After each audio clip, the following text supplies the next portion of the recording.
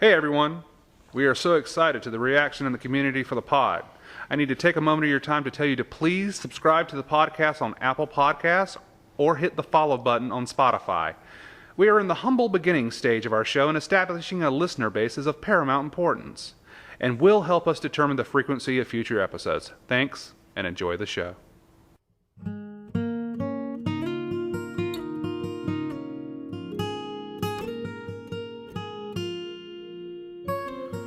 Hello and welcome to Neuse Little Podcast, an audio program discussing the almost 50-year history of Neuse Little Theater and the backstage antics and stories that come along with running a community theater in a small town. I'm your host, Matt Gore, and we are coming to you from NLT's stage and base of operations, the little log cabin located on the banks of the Neuse River in Smithfield, North Carolina. We lovingly refer to it as the Hut. Our 46th season, along with virtually every other community theater season in our state, has been postponed due to the COVID-19 pandemic, and in the meantime, we thought we could provide you with some additional content. Now, we are continuing our series in the history of NLT and its origins and talking to the people associated with that. And I have here with me today a very nice lady whom I have just met. This is the first a guest on the podcast that I really haven't met before, but she's a very important member. Darius Rose mentioned her name and said we should get her on, and I usually take Darius Rose's suggestions. And so I would like to introduce you today to Miss Myra Wallace. How you doing? Fine. How are you doing? Mm-hmm. It's a pleasure to be here. Mm-hmm. I was in on the very beginning of the Neuse Little Theater when it was originally called Encore. Really? So tell me about, this is like even before NLT, so tell me about the origin of the origin. Well, there was a director of the Johnston County Arts Council. Her name was Rebecca Stewart. Mm-hmm. And I taught students, and she was teaching pottery in what was then Bingham Park.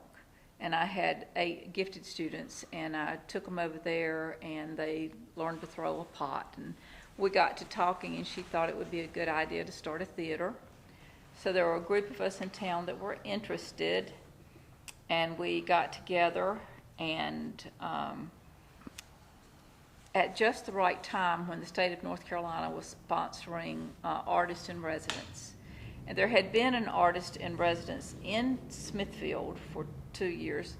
He was a pianist and organist, and he was up, and so we put in a wish list to the powers that be that we could have a dramatist come. And there were 4 or 5 of us on the committee that met with her and interviewed her and offered her the job, and she took it, and she was with us for 2 years, and she was the director of all the first plays. The first couple plays, 2, the name was Encore, and after that we thought that was just a terrible name, and it became the Neuse Little Theater. Wow, I honestly didn't know that. You're right, I like Neuse Little Theater much better. Mm-hmm. Now, you were telling me before we started that you were one of the first people. You actually signed the incorporation documents for the theater. That's right, we did. We just knew to get monies from the State Arts Council and all kinds of sources like that, you need to be an incorporated entity. And so I was one of 4 people that signed those original papers of incorporation, and that helped us get small funds over the years, and it helped us get somebody like Kathy DeNabrica to come in and help us. Kathy But it DeNabrica. made us a legitimate entity. And our first thing that we did was a reader's theater, and it was Spoon River Anthology, and it was at night at the public library upstairs, and we had a decent crowd that came, and then we had a little reception over in the at First Citizens Bank. And then the second thing we did was a comedy, Star Spangled Girl, and I was the Star Spangled Girl. And it was just a 3-person cast, and we had a stage manager, and we had Kathy. Stenographer. And we had that at Triple S, and we had like 160 people each night that we did it, which sort of proved to her that the county really wanted a theater. Wow, so a lot rode on that play. Yes. And so then we decided we would try to draw in even more people, and nothing draws in people like a musical. Yeah, it's a big fat money-making musical. A big fat money-making musical. And the good thing was it brought in all kinds of people. We had an orchestra, of course. Mm-hmm. And you referred to Oklahoma, right? Oklahoma is it, right? Mm-hmm. We had an orchestra. We had people making costumes. We had people doing makeup. We had people building sets. And it was just a community effort. Mm-hmm. It really was an amazing thing to see. And it was standing room only every night that it played. How were you involved in Oklahoma? What was your... I was 8-0 Annie. Oh, where you were? I was. That is a fun role, isn't it? It was very fun. I recently saw Oklahoma for the very first time, and I was like, 8-0 Annie, that is a really fun role. It was great. Now, shifting back to Star Spangled Girl briefly, tell me what that show's about. It's by Neil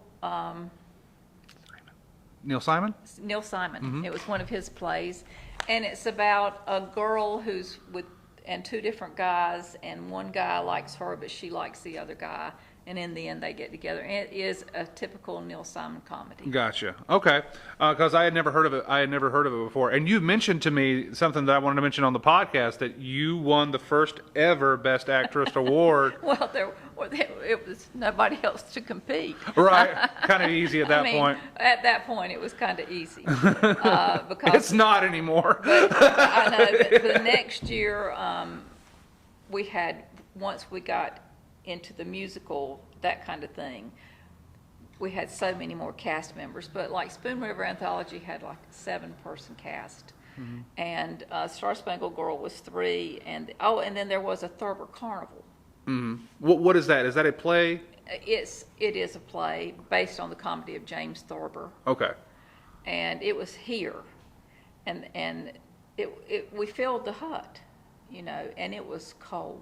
It was in the winter, It was before any of these upgrades had been made. Mm-hmm. One spotlight, just somebody.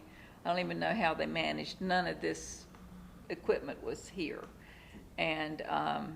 But we had the Thurber Carnival, and Kathy was and theater was not all that Kathy was doing. She was also working in the schools.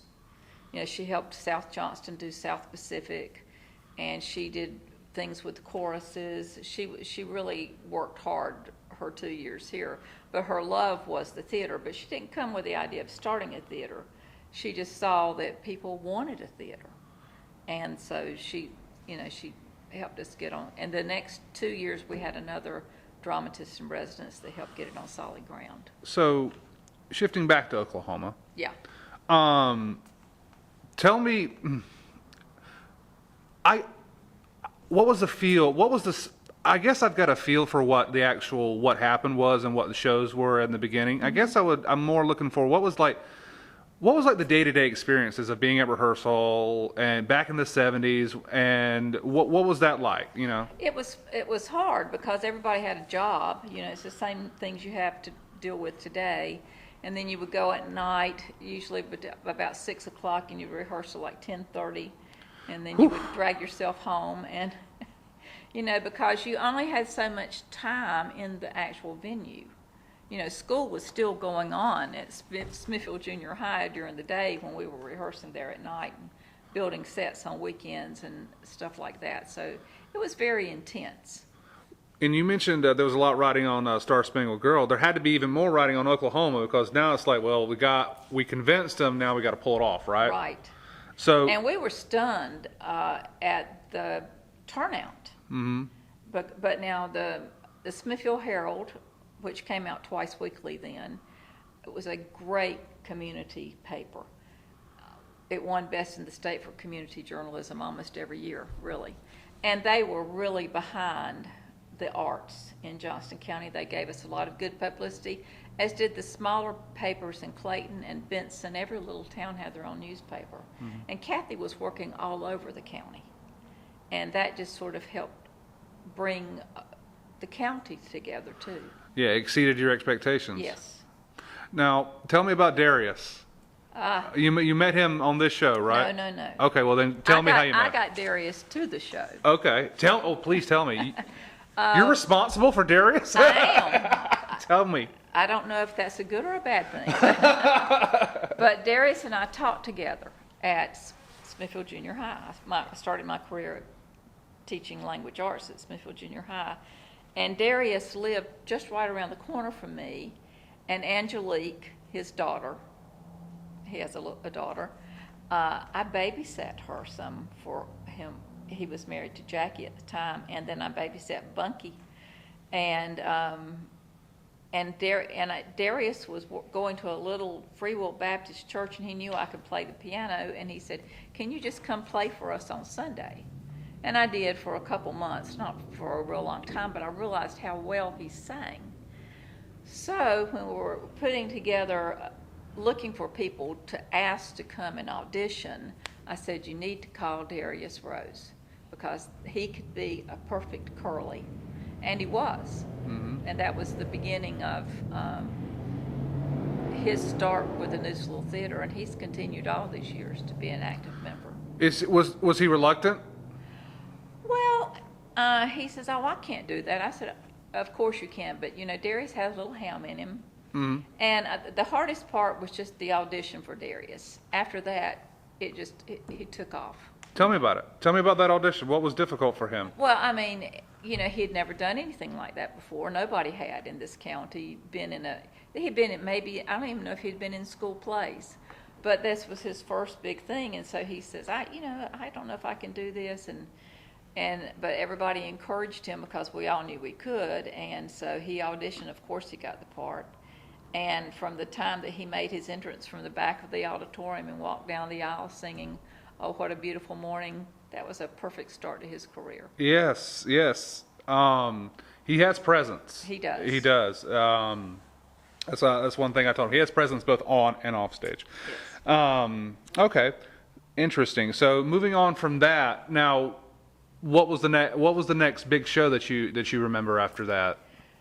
After that was Inherit the Wind, and it had a whole different cast, including like Yates Dobson, who was a judge here in town, who played a judge in Inherit the Wind, and John Wallace and Mark Wallace, and it was a small cast, but it was an intense play, and it was a drama. It was the first real drama. Yeah, it was based on the, I believe, Scopes Monkey trial. Yeah.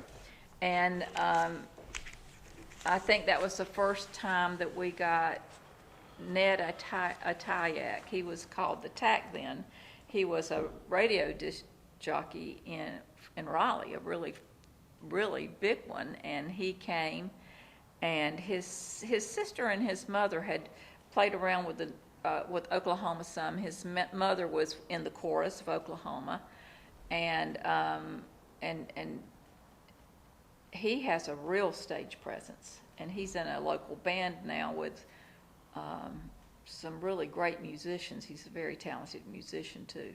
Mm. But he was involved in Inherit the Wind too, if I'm remembering right. But it was a whole different group of people, but it showed that the theater was gaining range. We could do comedy, we could do musical, and we could actually do a drama. And so that set the stage for the next artist in residence. I think that ended. Season 3 began with Arsenic and Old Lace, and that was the new director whose name was Gowan or something like that. You said it set the stage for the next artist in residence to come and direct that. Mm-hmm. And were you in Arsenic and Old Lace? No, I was not in any more. I was stage manager for Inherit the Wind, and then I was not in. That was the last play that I was in. I did, however, help out some if they needed a rehearsal pianist for stuff. You know, I did that for them for several years. Sort of like Todd Johnson does for the theater these days, you know. Mm-hmm. But I had a child, got married, you know, Yeah, you mentioned before we started the podcast that you moved to Cary, and you said how it's impossible to do all that at once. You can't do it all at once. Right. But I remember I came to see so many of these things, and from the very beginning, it attracted a good group of people.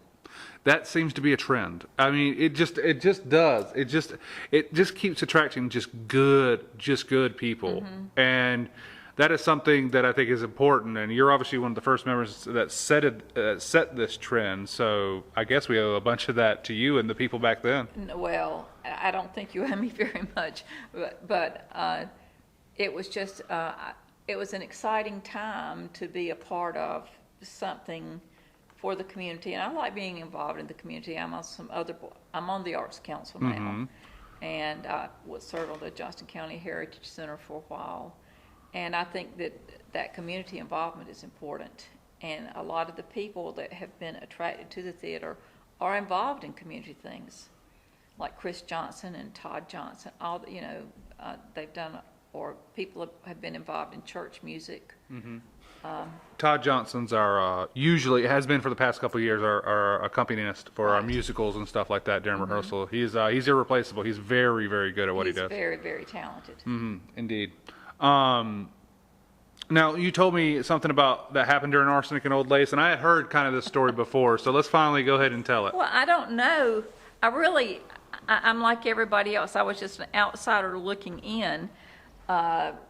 We were back at the junior high building that burned, and Arsenic and Old Lace was in progress, not acting, but it was there. The set was there. We were, you know, they had a couple performances there, and they were going to do some the next weekend, and the building burned down. And ultimately, NLT was one is not blamed for that. Ultimately, NLT was not blamed for that. I think somebody said that there was some kind of wiring problem, but it was nothing that we caused. Right. Thank God. I know, right? Yeah, there were some people that really thought that somehow the theater had caused it by doing, but I really don't think that's the case. Everybody was very professional, and they did their jobs well, and I think it was just probably wiring. I don't know, but it did burn to the ground. Now, let me ask you this. Did you ever have a notion of coming back and being in plays? Well, I did off and on, you know, and I helped some with choruses and a little with theater sets and stuff over the years, not for but at Triple S or stuff like that. And I've always been drawn to the theater and to people that like theater, like Bobby Cox, who was the theater guy at Triple S, and then Kevin Daughtry helped some. But I had a daughter that just went to school forever, so I was an AP English teacher grading 1,000 essays a week and assigning really gross novels. Yeah. But the kids did well. And so even though it's something you would want to do, I didn't have time to do it because I was teaching at JCC and teaching full-time at Triple S and being a single mother. So. Oh, yeah. I mean, well, yeah, I understand what you're saying. It's very difficult to juggle all that by itself, let alone put yourself through all those rehearsals and stuff like that. Yeah. It's like I guess you could call it like the stork break, because that happens a lot where people will be involved in it when they're younger, then they get married and have children, and then 20 years later they show back up when their kids grown. They're like, "Hey, remember me?" I'm like, "Yeah." So And that happened with, so when we were talking about Kathy Nixon, you know? Yeah. Kathy Nixon came in, and I was like, who is this really good actress? She's really good. I remember first seeing her in Tony directed that play where she played the older lady, and I can't remember what it was. Like Walking Across Walking Egypt. Across Egypt, yes. And I remember her being very good in it. And I was just like, wow. And then I did some research, and I had no idea that she had been at this theater long before I had been there and had been in several plays. And you said you even taught Kathy Nixon? I did. What kind of student was she? She was Kathy Nixon. She was fun to teach, and she made A's. Mm-hmm. But she was she walks to her own drummer. She always has, and I admire that in kids. And you had mentioned before that you're a part of the Arts Council here in Johnston County. Tell me about that. Well, I've been on the Arts Council quite a few years, but I'm just sort of a special member now. Everybody sort of finds their niche and what they're interested in, and I'm not a great musician, but I am a musician. I've been a church musician in Smithfield for years and years. I'm the organist at the Presbyterian Church. Mm. And there was a woman in town, Dorothy Onisco, who went to St. Olaf. She was a legitimate musician. And she started a program 35 or 36 years ago. I think we're on the 36th season, called Music for the Lunch Bunch. And it was called that because people would bring their lunch and eat while people were performing. And it has been at the Presbyterian Church as far back as I remember it being, and it still is. Its home is the sanctuary of the Presbyterian Church. And after Dorothy left, it changed. The leadership changed hands, and it just had almost ended. And I just hated to see that. By that time, I had retired from teaching, and I was the secretary at the Presbyterian Church, and I thought, well, you know, we've got a lot of talent. We can make this happen. And so Darlene Williford, who is now the head of the Arts Council, said, will you take it over? And I said, all right, I'll do it for a few years. I've been doing it quite a few years now. But it's really fun. We have some amazing talent in this town, including people like Ella Ann Holding, and all of these just fabulous musicians. Jonathan Levin, who mm-hmm. was a concert pianist out of Clayton, he played at the Music for the Lunch Bunch when he was a teenager. And we have perennial favorites. And when the first year that I took it over, I called Darius. I said, Darius, I want the Neuse Little Theater to do a program for the Arts Council. He said, of what? I said, of singing. And so they got together and they picked and chose a variety of songs from different shows, and it was great. And so for many seasons, that was our final show because everybody came to hear the Neuse Little Theater sing, and they did a variety of kinds of programs. It isn't just Christian based? Oh, no. Okay. No. We have, when Dorothy had it, it was all sacred or classical music.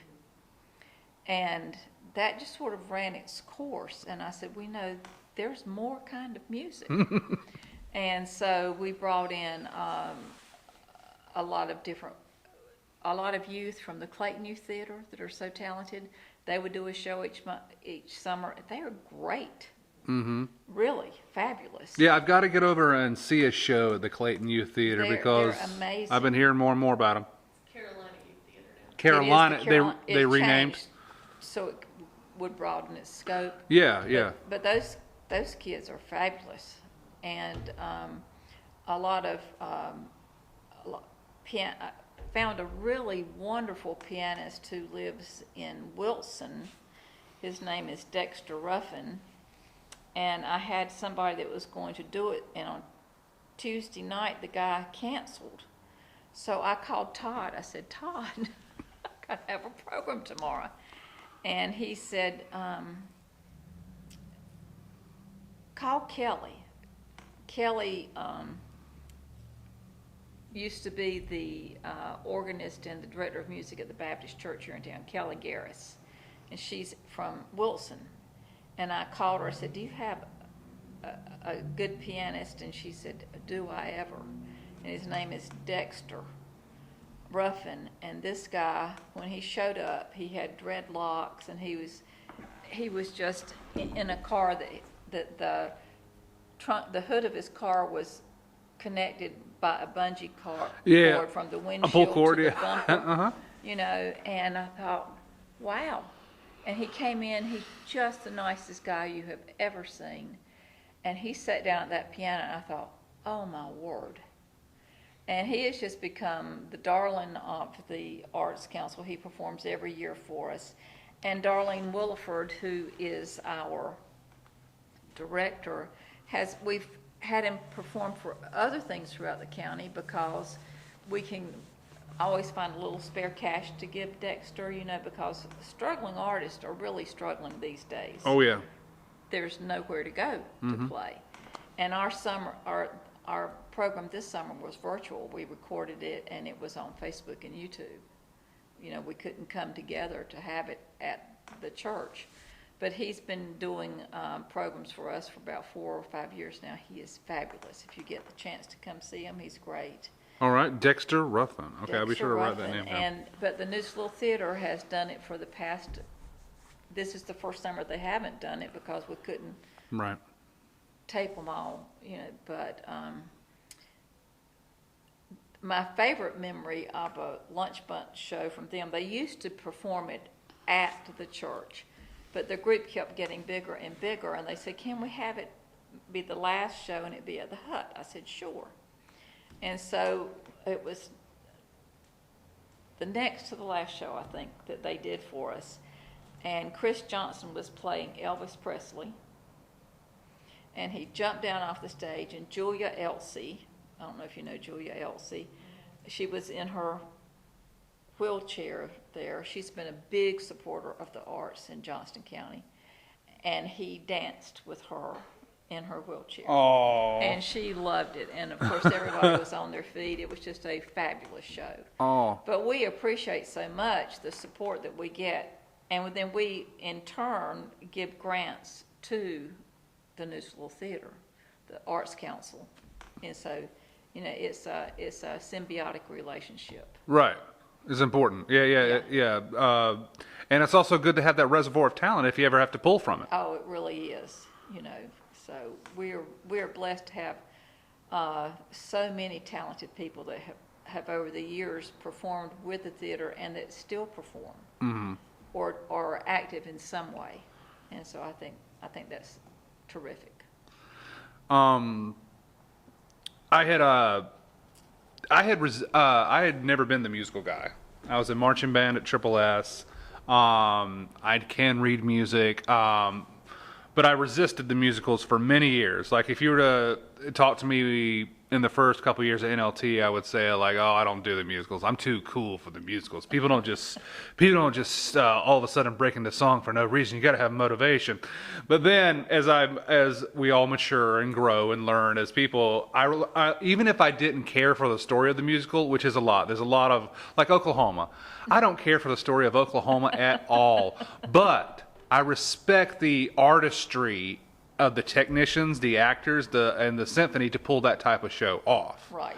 You know, and I can appreciate it from that standpoint. So, like, and we mentioned this musical off as one you enjoyed at Neuse Little Theater recently, and it is one of my very, very favorites that I was not a part of it in any way, and that is 25th Annual Putnam County Spelling Bee. Right. So, and you said you really enjoyed that musical, and that for me was one of the musicals that kind of transcended, like, you know what? This is actually pretty cool. And musicals have matured. I mean, I guess starting with, well, I don't even know where I would go, which one started with. It became more than just breaking out in song. They became like Rent, you know, that they had deeper meaning. Right. The songs became part of the story rather than talk, sing a song. Right. Yeah, Mita said the songs became part of the story rather than talk. Now let's sing a song, you know, and I agree. There's really serious musicals, Spring Awakening, there's one called The Last 5 Years, which is about the breakup of a marriage, and it's just the two people singing the songs that I really enjoy. Yeah. What are some of the other ones you enjoy that you've enjoyed here at NLT? The other plays that Yeah, because you're mainly an audience member at this point, so I would really like I have been an audience member forever. I really enjoyed the musical review shows because I loved the 1940s radio hour. Everybody loves the 1940s radio hour. I thought that was just absolutely. If we had a Mount Rushmore of NLT shows, 1940s radio hour would definitely be on it. It was Nonsense was fun. Mm-hmm. I'm looking through this list of things. What do you look for in a musical when you come as an audience member? What are you looking for? There's just something, you know that if you're going to see a musical, it's going to be fun. Mm-hmm. You know, there's all kinds of opportunities to screw up. People grow really attached to their characters in any play, but something about a musical, you're more vulnerable because you're not just acting, you're also singing and maybe even dancing. And so you're just putting yourself out there more for a musical, I think. And they don't get all the respect because, like you said, there's so many facets of doing a musical well.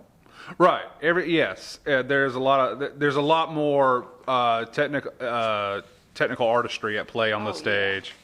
Yeah. And maybe that's why I resist them so much because I'm deathly afraid I would be a terrible dancer. I know I would be. And that melody lingers on, the songs of Irving Berlin. Yeah. That sort of spotlighted all the vocal talents. You've got a lot of fine singers in the Neuse Little Theater. And it showcased a lot of people. Things like that do. Okay. Here's a question out of left field. Okay. Our 50-year anniversary is coming up. And since you were here basically at the beginning, what would you, in your opinion, what would be an appropriate thing to do for our 50th anniversary? Did I hit you with a bomb question? I just thought of it right here as I was sitting down. I was just like, well, I don't know. I don't know what I would do. You have to consider so many things. Do you harken back to your beginnings and take something like Oklahoma and redo that? It could never be the same. Mm-hmm. It couldn't be the same cast, but there are so many wonderful plays waiting to be done. right. I don't know but it should be commemorated, and there should be some kind of big something to celebrate because this is one of the oldest continuous groups in our county. Yeah, definitely in the county, and one of, if I'm not very mistaken, in the state. Mm-hmm. It's in there, and definitely there's been more in Raleigh. RLT's been around since I think the early 1930s, 40s. Yeah. Neuse Little Theater has nothing to be ashamed of. Oh no. They use their talents well, and they have a loyal audience. They really do. And that's important. And You have to have that audience. And we talk about it. We've talked about it on this podcast, and the balance, and keeping our core loyal audience happy. But at the same time, as you said, there's other plays to be performed, and you want to take a chance every now and then. Have you? What were some of the plays that you were surprised at seeing? Where you were there as an audience member, and you're like, wow, this. It doesn't. And you're not going to like every play that is done. Hell, I don't like every single play that is done. But what's your opinion on some of those that were kind of jumped out at you as very surprising? Well, I was surprised that they chose A Funny Thing Happened on the Way to the Forum. Okay. But it was fine. I mean, really. Why were you surprised? I don't know. It just sort of seems a little avant-garde for Johnston County at that time. It was just something a little different. They had a pretty serious season that year because I'm looking at the Fantastics and Arms and the Man, and A Funny Thing Happened on the Way to the Forum on the night of January 16th. I think I know what two of those plays are. I loved the Glass Menagerie. The Glass Menagerie is one of my favorite plays. It was just, it was well done, and like I've said, the 40s radio hour, and the Music Man that they did out at JCC on stage. The 2013? Yeah. Yeah. Is that right? Well, There was the first one out there at No. JCC too? Okay. Yeah. This was the first one. Okay, the first one, yes. But it was great. It looked like a professional theater out there. The set was wonderful. The lighting, when you've got a stage like that and things to work with, it makes a difference. Mm-hmm. And you don't have motorcycles interrupting your production. Used to, this is from the other end of the spectrum though. It's not just doesn't just happen here, but at Centenary sometimes when the police cars drive by you, the microphone picks up the conversation in the police cars. Oh, that are like the driving frequency by. on the scanners? Yeah, it's what happens when you're on 301. Wow. Or 70 rather. Our own headset. Okay. Well, we're going to put a pin in it right there then. Miss Wallace, I appreciate you coming down here and telling us your stories. It's important. I really wanted to get, if nothing else on this podcast, I'm happy that people listen. That makes me very happy when people listen. But at the same time, I was telling Mita that, okay, even if nobody listens, at least we have these conversations recorded somewhere. History. Yes, an oral history of what happened at Neuse Little Theater and what continues to happen at Neuse Little Theater. So I thought that was important. That's why I really want to thank you for coming down and sharing your stories. Well, thank you for having me. Yes, ma'am. I enjoyed it. And you said whose idea was this? Yeah, to do these podcasts. Okay, so it was mine, and I remember how it happened because I saw the interviews that this documentary crew had come and done at NLT. They were going to do a full-length documentary about the process of making a show, and for whatever reason it fell through. But they did manage to shoot some footage with some drones and also interview a couple of key members like Darius and Nancy and Joyce and a couple of others. And I remember seeing those interviews. I'm like, wow, these look really good. And I was like, these need to be like stored somewhere, or obviously they're on the internet. But I was just like, I wish they expanded more. I was like, so Mita, I called her up. I was like, Mita, is there any more to these interviews? And she's like, I don't know. And basically, on the porch that day, I was bummed because this is July at the height of the pandemic, and just like I miss theater. It's a big part of my life. I don't have children. I work, hang out with my fiance and friends, and I do theater. That's my life. And so I was really missing it. And what happened is I was just like, you know what? A lot of people do podcasts now. And I've been kind of wanting to do one for a couple of years, but people didn't kind of know what it was. I kind of had to explain, what's a podcast? And then when I saw that RLT had done one and that other theater groups had done one, I was just like, we can do a podcast. We can do, and that was all about the history of the theater. And that was the starting point. Where it will evolve from there in years to come, I don't know. Make sure you send copies to the Johnson County Heritage Center, so they'll be archived forever there. Okay, we will definitely do that. That's where all the videos are, Mita says.